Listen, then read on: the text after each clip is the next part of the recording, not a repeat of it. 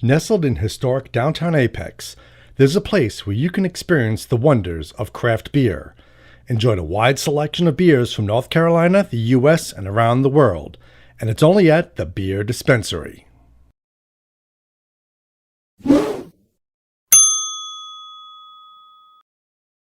Hi, Glenn. This is Dave. We're NC Beer Guys. We promote NC Craft Beer online, ncbeerguys.com. We do these videos to introduce you to some of the great beers available across the state. And today, we are revisiting a beer and do a little retro. Dave dug out his old overalls and almost spit into them. Yeah, almost. And my breath. We're kind of a throwback to some of our first work. April happens to be our 4th anniversary. And it's also, of course, NC Beer Month. And recently, Dave had a chance to go down to the Outer Banks, down to Jarvisburg, and help the folks at the Weeping Radish Brewery celebrate their 30th anniversary. Yep. If you followed us in some of our video work in the past, you've seen that we think so much of what they do at Weeping Radish. We did a great video, NC Beer Buzz, with Mr. Uli for a while last summer. A 2-part. We talked forever to that man, and could have talked all night. And it was an amazing lesson. It's a great NC beer history, and that's what he talked about. I mean, he's the forefather of all of this. Because for you guys who don't know, he was the first guy who came to North Carolina, decided he was going to brew beer and sell it, and realized it was illegal. He got the law changed. And he got this law changed. So in many ways, he is the forefather, founding father, grandfather of the NC craft beer movement. Mm-hmm. So getting back to our celebration of 30th anniversary, NC Beer Month, and our anniversary, we will revisit. We drank this, one of our first videos some time ago. So if you look back, I think it's like number 34. Okay. So we weren't brand new at it, but it was still it was still a little rough. We have matured as we've moved along. I had to squeeze into these to get our retro look going here. That's right. right. Out the overalls again. Yep. So today we are drinking the Black Radish out of the Weeping Radish Brewery, North Carolina's oldest microbrewery, in celebration of their 30th anniversary. 30. They package their lineup now for production in 16-ounce cans, and that's been a couple years coming. And of course, they have the flagship Weeping Radish lineup, includes this Black Radish, the OBX beer, a red ale, an IPA, a Weizen, and a golden, the Corolla Gold. A Weizen. In addition to several seasonal offerings. And if you're in the brewery, they have these great swing top bombers available. Which is just awesome to have. That's right, that's right.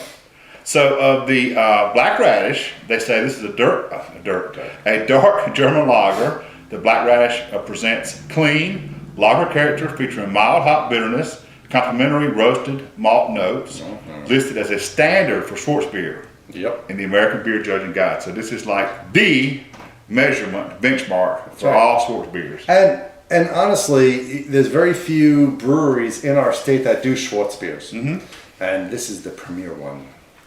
So I don't know how much more we want to talk about the Weeping Radish, but they started in '86 and they were Manio, and then moved up later to Jarvisburg. Grandy? Yeah. I thought they were in Jarvisburg for some reason. And I already said this, but 30 years ago when he first started, it was even illegal to sell beer through a distributor. And he went to his local senator and they passed a bill allowing microbreweries to sell. Maybe it's Jarvisburg. Oh. It's on a bottle. I thought I put Jarvisburg and it's saying Grandy in my GPS.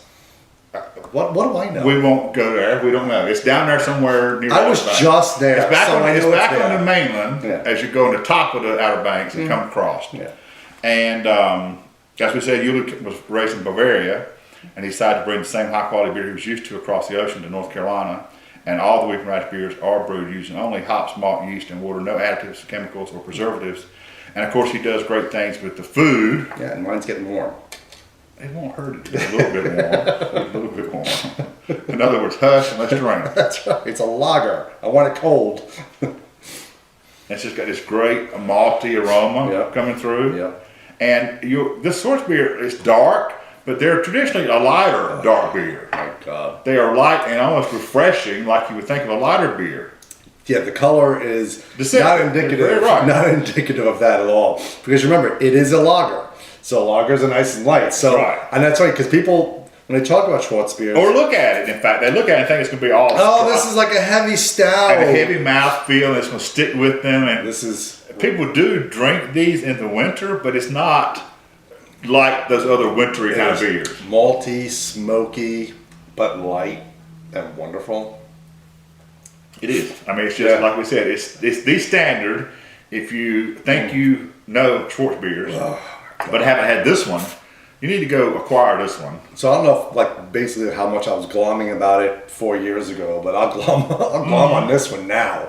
I saw this, I'm like, oh, this is so mine. I'm taking this with me. Well, and frankly, 4 years ago or 3.5 years ago when we probably did this one, We didn't know. we that didn't much. know a lot that we know now. We haven't had the experience drinking our palates that we have now. This. And we were still just beginning our own craft beer revolution in many ways, Yep. particularly to the level it is now.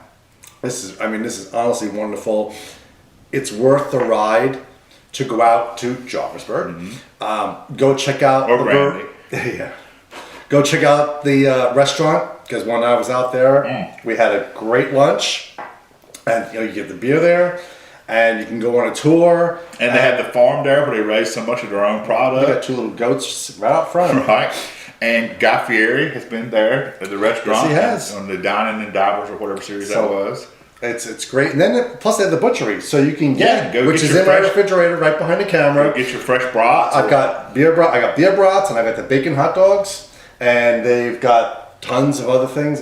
It's great. So it's great just for a day outing. I mean, it's a little bit far for some of us, but No, get up in the morning, get your butt up, get down there by lunch. Go there, enjoy lunch, have and then a few head over to the beers, beach. Head over to the beach, or come down the Outer Banks and come back a different way. Yep. It's just a great excursion, and it's frankly not as well known as it should be for all he's contributed to That's right. the North Carolina craft beer scene. Yep. Too many people have forgotten who we owe the credit to. That's right. We think. Because you talk to many beer people and they really think of Weeping Radish as something that as it used to be. No. Because it Not used at to all. be, frankly, more widely distributed than it Well, is now. yes, and I mean he did have back in the late '80s. He did have a brewery in Durham, but now he moved back to where he is and said the beer is. And sells more beer than he ever did. Yep. When he was trying That's to cover right. big Yep. parts of the state. That's right. So he's gone hyper local. I think he'll say that Yes. actually. And he's doing a better job of serving a smaller community. Yep.